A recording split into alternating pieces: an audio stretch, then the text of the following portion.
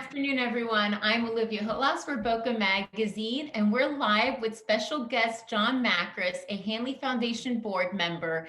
The Hanley Foundation envisions a world free of addiction, leading the way as the largest provider of educational programs that prevent underage drinking in the state of Florida, in addition to offering treatment scholarships to those in need and facilitating trainings to identify the signs of substance misuse. The foundation works to reduce stigma and change policy through its advocacy program. And by advocating for the recovery community and raising needed resources, John is making a significant contribution in the war against addiction. It is so nice to meet you, John.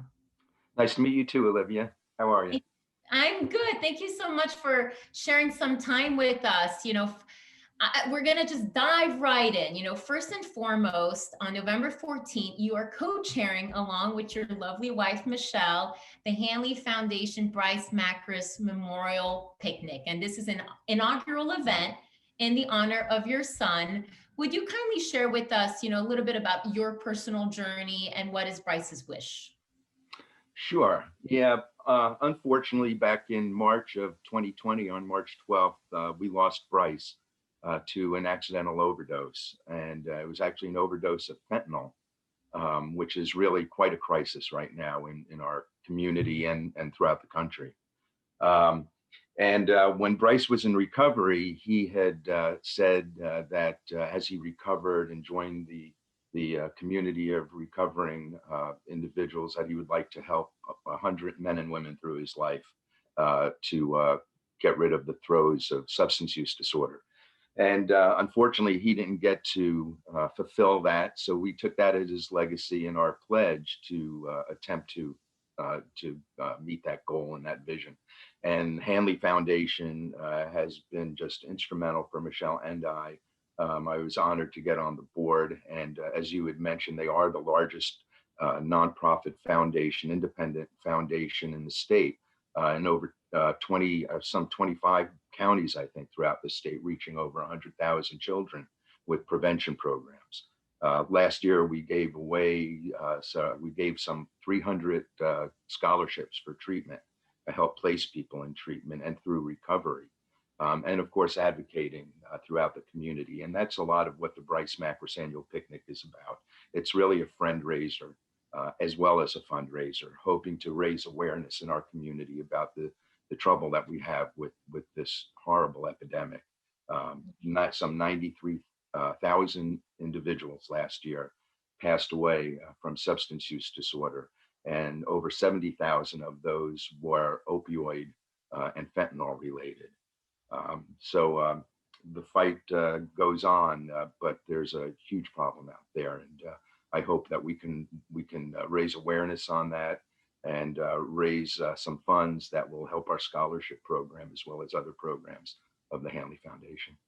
Yeah, you're giving me chills, John, and it's such a terrible problem that we do have, and you're doing such a great job raising awareness. So your picnic on November 14th is open to adults and children. What can attendees experience by attending this fundraiser?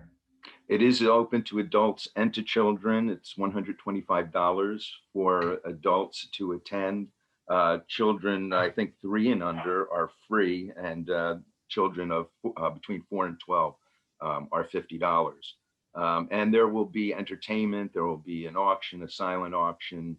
We'll have different activities for the children.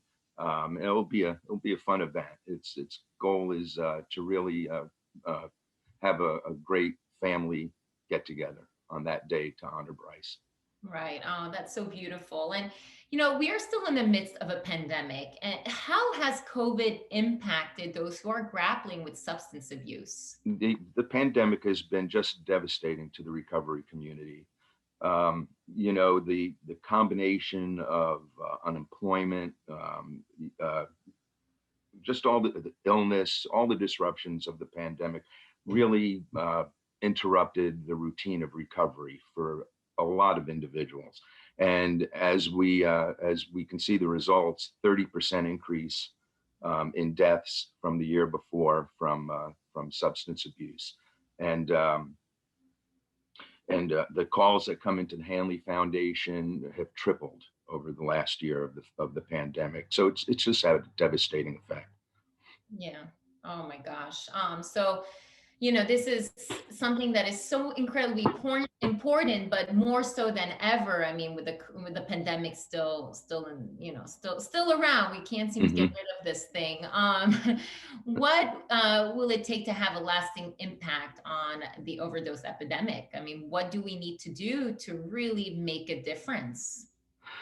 There are just so many fronts. I think raising awareness, number one, is really big, because my feeling is that prevention is the number one answer. Once somebody has a substance use disorder, like an opioid addiction, it's a life and death battle.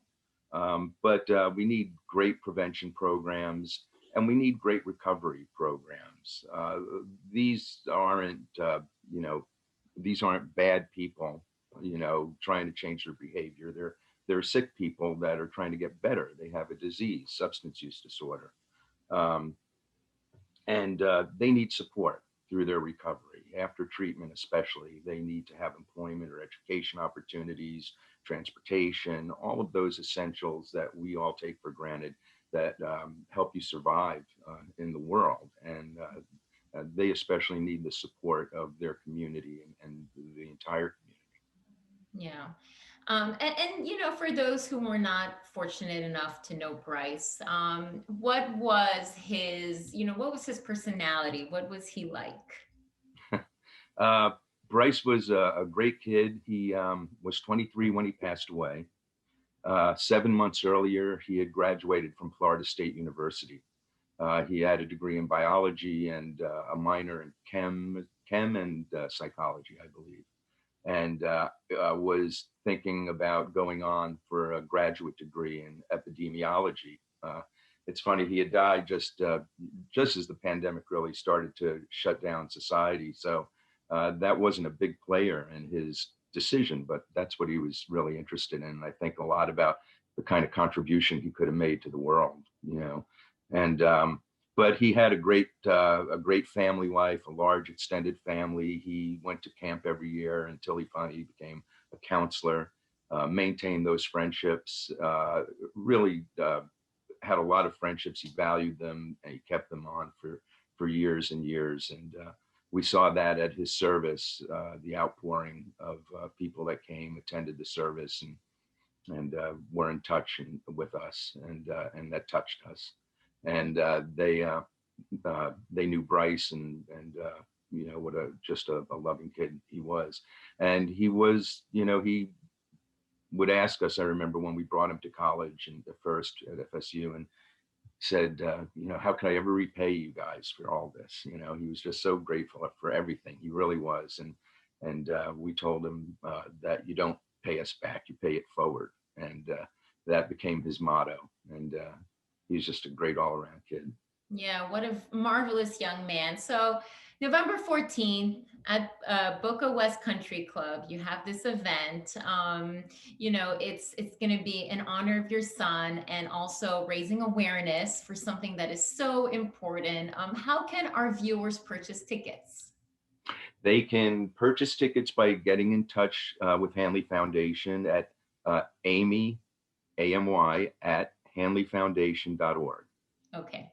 And we will get them tickets and all the information they might need about sponsorships, auction items that they could contribute, lots of ways to help. So we look forward to them calling in and joining the effort.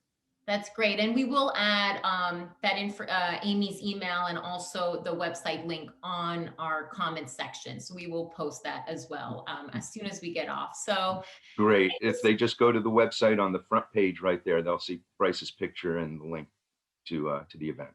All right. Okay, great. Well, we'll definitely add that link. Thank you so much, John, for joining us, and sharing your story with us. Our hearts go out to you, your wife, your family, and all those who are affected by this terrible epidemic. And, the beautiful thing, though, is that Bryce's legacy lives on, and he shines so brightly with what you're doing. So, thank you so much. Well, we appreciate it, Olivia, for the opportunity to get the word out. Really do. Thank you. And we're happy to just spread it out. So thank you again. Thank you to our viewers for tuning in. It's always great to see you right here on Facebook. Until next time, stay well. Bye. Thank you. Thank you, John. Bye.